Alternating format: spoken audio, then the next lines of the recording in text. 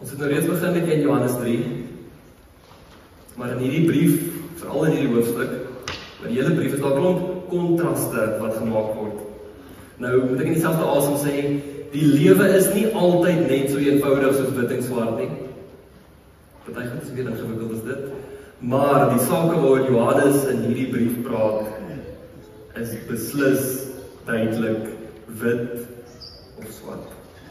Lig of duisternis, liefde of haat, reinheid en geregtigheid of sondige wetteloosheid. 'n Kind van God of 'n kind van die duiwel. Daar is niks dubbelsinnig of oop vir interpretasie rondom hierdie kontraste nie. Daar is niks grys areas in dit wat Johannes hier kwytraak nie.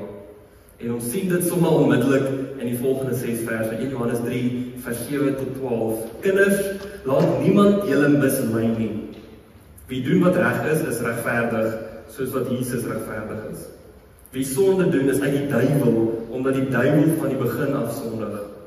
Hiervoor het die Seun van God verskyn, om die dade van die duiwel te vernietig. Elkeen wat uit God gebore is, doen nie meer sonde nie, omdat hy God se saad in hom het, omdat God se saad in hom bly, en hy kan nie meer aanhou sonde doen nie, omdat hy uit God gebore is. Hieraan is dit duidelik wie kinders van God is en wie kinders van die duiwel is. Wie nie doen wat reg is nie uit God nie. Dieselfde geld vir iemand wat nie sy broer liefhet nie. Want dit is die boodskap wat julle van die begin af gehoor het, dat ons mekaar moet lief hê. Nie soos Kain, wat hy die bose was en sy broer vermoor het nie. En waarom het hy hom vermoor? Omdat sy dade sleg was en die van sy broer regverdig. Harde woorde. Die wat nie reg doen nie, is van die duiwel.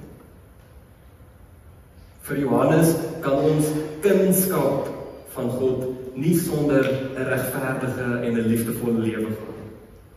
Ons kindskap van God kan nie geskei word van ons optrede nie. Nie dat ons goeie optrede ons kan red nie, maar omdat ons lewensritme en ons lewenstyl en die manier wat ons leef iets verklik van wie ons werklik is. 'n Kind van die lig, 'n kind van die duisternis. 'n Kind van God of 'n kind van die bose. Nou asof dit nie genoeg is nie, kry ons van hierdie vers om ons bietjie om die hals te vat. Vers 9. Elkeen wat uit God gebore is, doen nie meer sonde nie. Hulle kan nie anders sonde doen nie, omdat hulle uit God gebore is. Dink vir 'n oomblik aan jou eie geboorte. Nie dat jy dit kan onthou nie, maar dink net vir 'n oomblik aan die werklikheid of die realiteit rondom dit. Jou geboorte is hierdie konkrete bevestiging dat jy jou pa en jou ma se kind is. Dit wat jy is groot dele van letterlik fisies in jou DNA en in jou genetika dat jy jou pa en jou ma se kind is. Dis iets wat ons nie verby kan kom nie. Jy kan nie sommer sê nee, dis nie my ouers nie. Selfs al ons baie keer.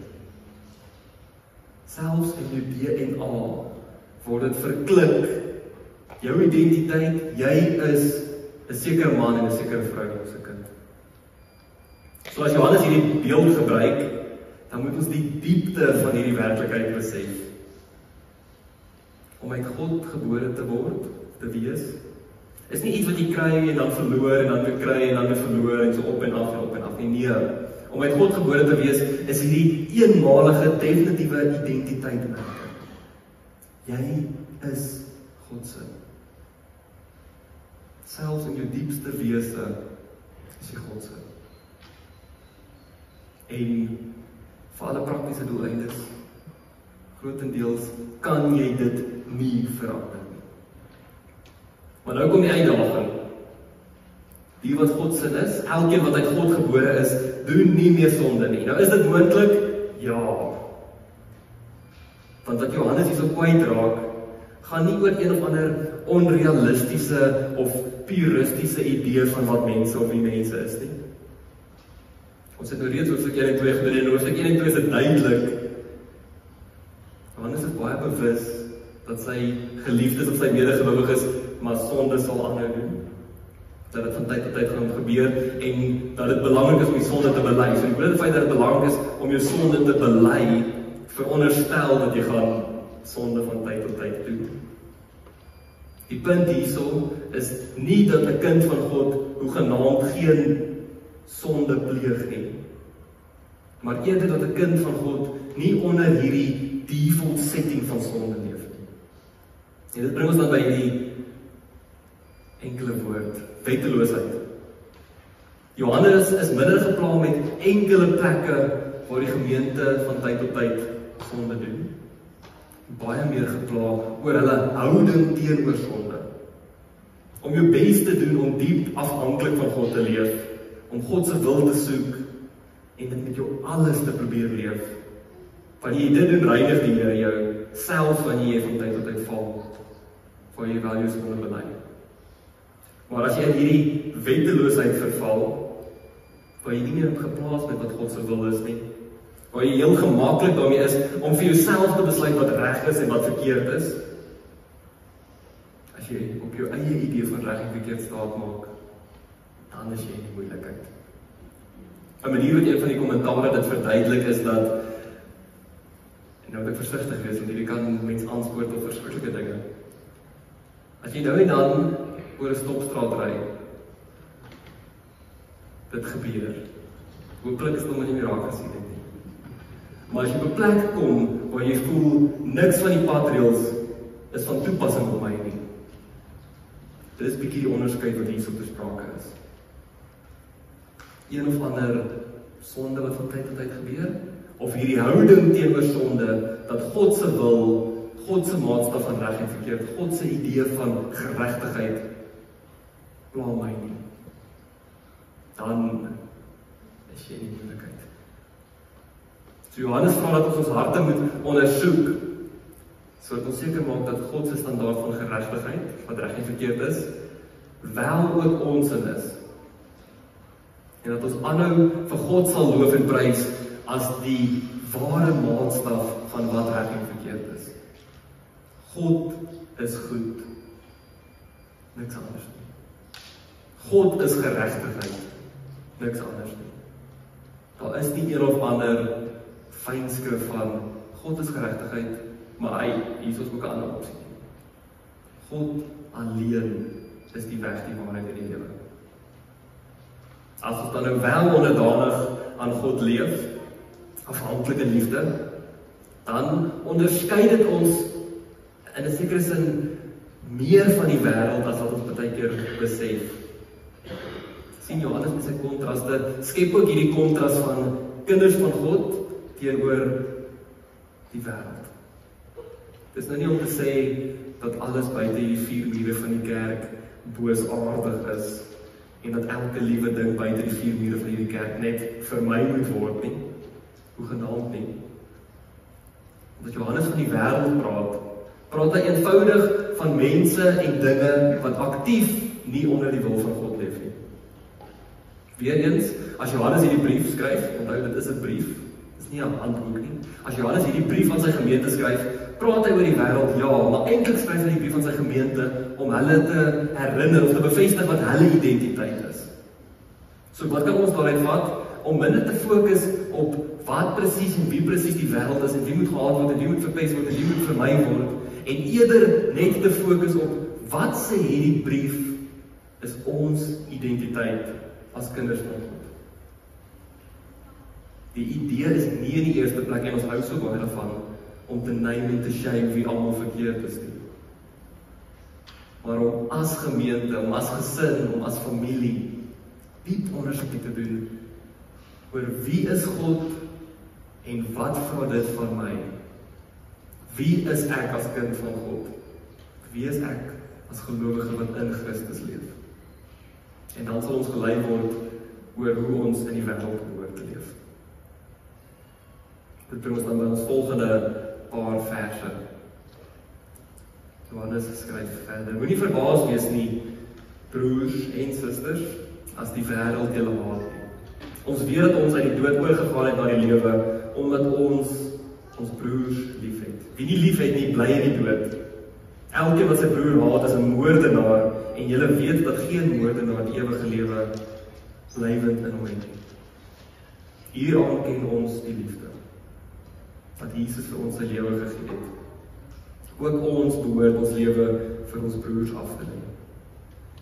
Hoe bly die liefde van God in iemand wat genoeg aardse besittings het en sy broer sien gebrek ly, maar sy hart nogtans vir hom toesluit?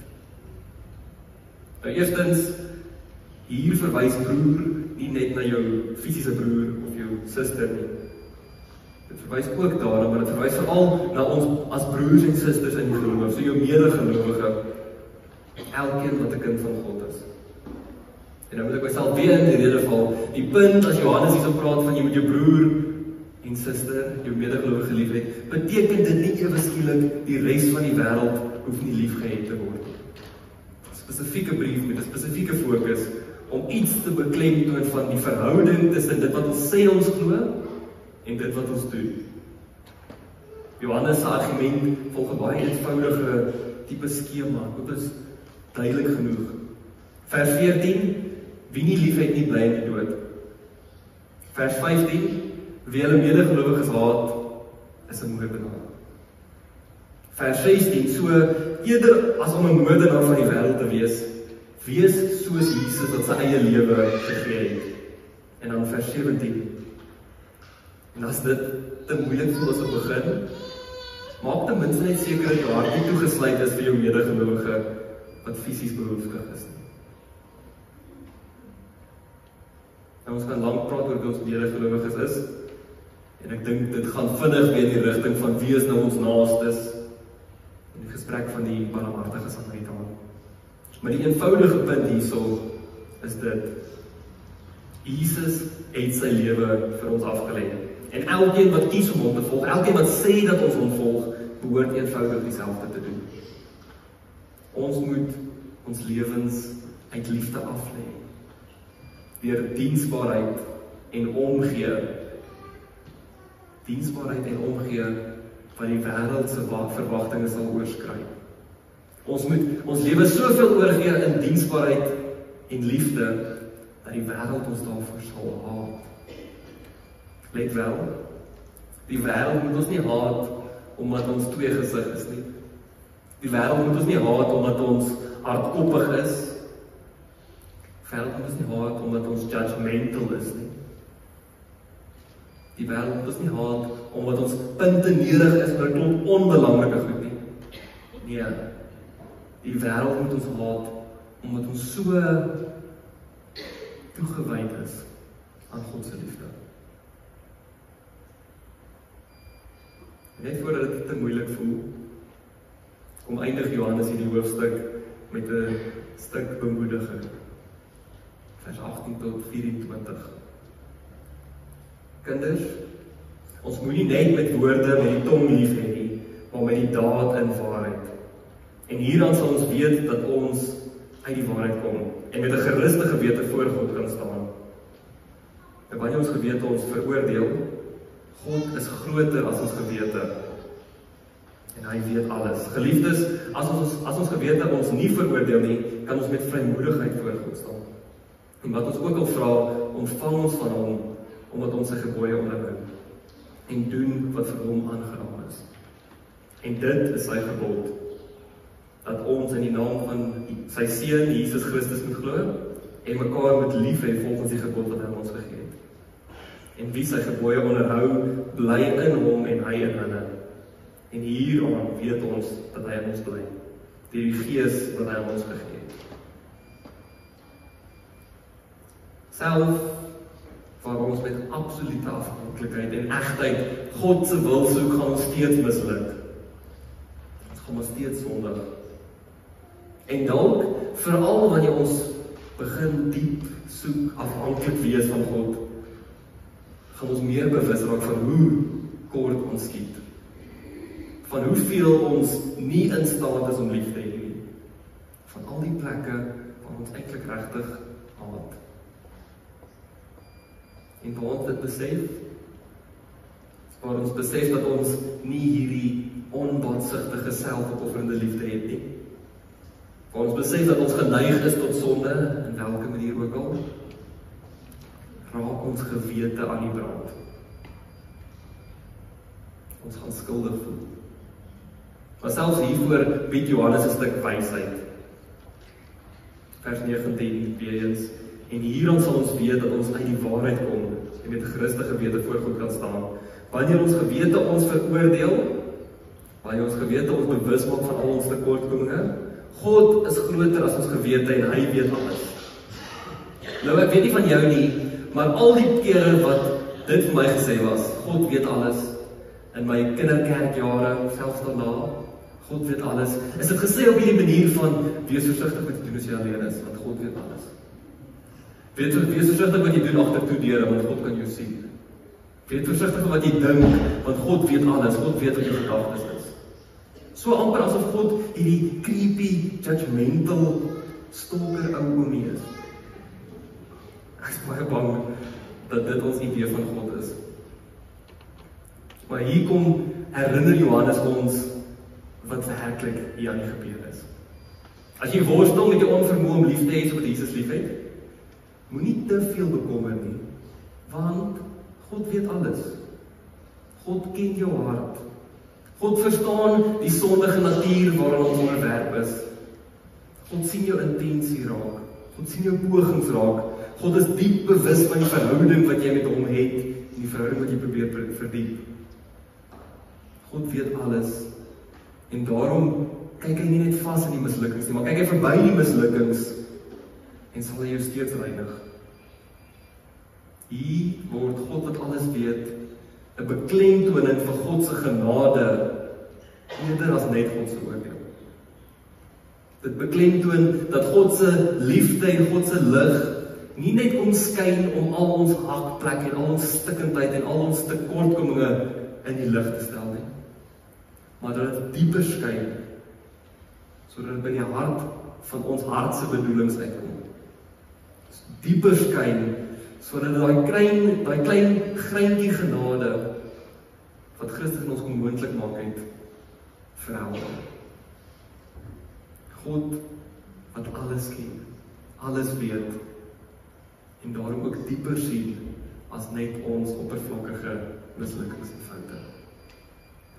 En daarom, omdat God in sy glorie en heerlikheid en liefde ons diep liefhet, ons aanneem as sy kinders, behoort ons vrymoedigheid te hê om aan te hou lief te hê, selfs wanneer ons val, selfs wanneer ons baie keer haat, om altyd weer ons skulde te bely, om altyd ons sonde raak te sien, eg by God se voete neer te lê, want ons is immers in alles afhanklik van hom.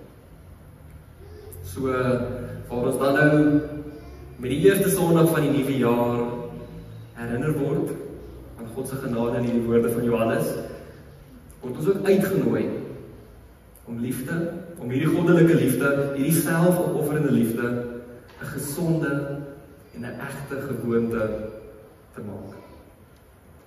Hoekom? Nie om God se guns te wen nie.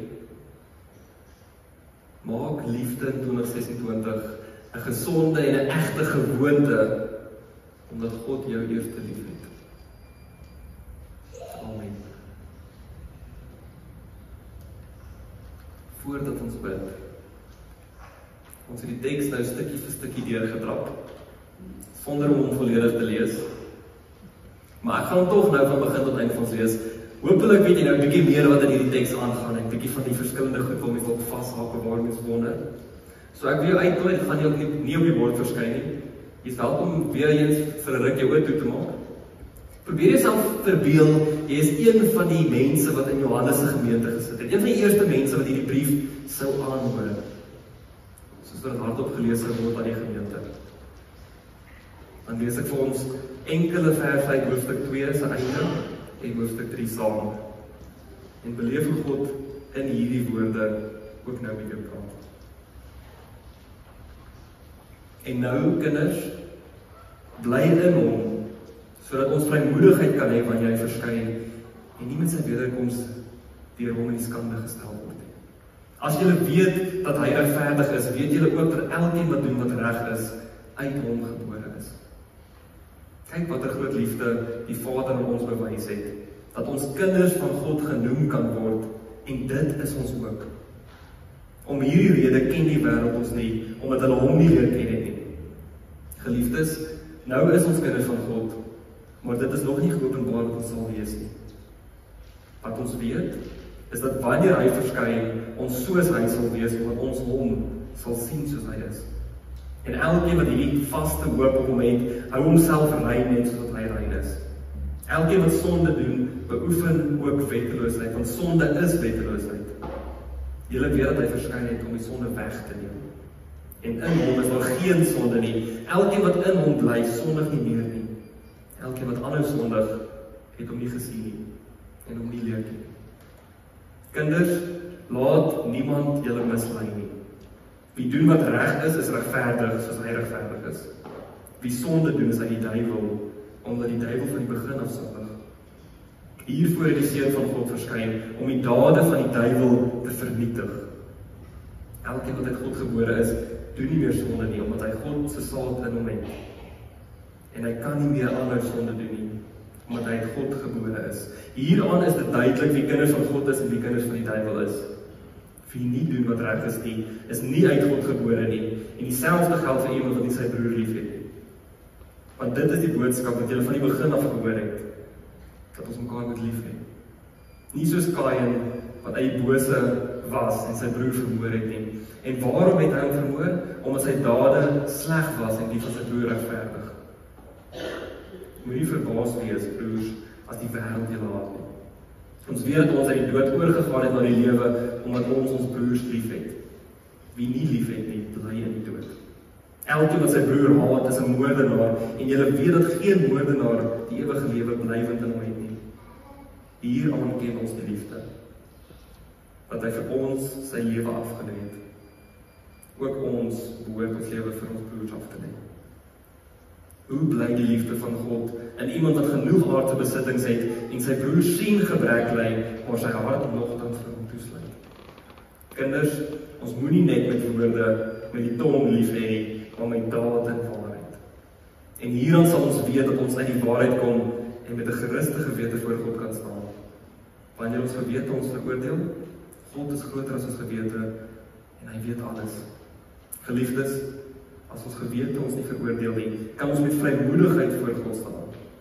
En wat ons ook al vra, ontvang ons van hom, omdat ons sy gebooie onderhou en doen wat vir hom aangenaam is. En dit is sy gebod, dat ons in die naam van sy Seun Jesus Christus moet glo en mekaar moet lief hê volgens die gebod wat hy aan ons gegee het.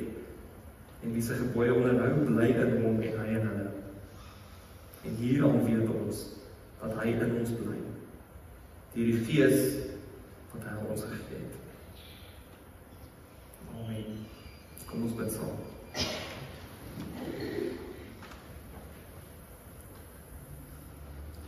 Here, mag u Gees wat u aan ons gegee het in ons werk, mag u ons harte kom oopvlek vir u liefde.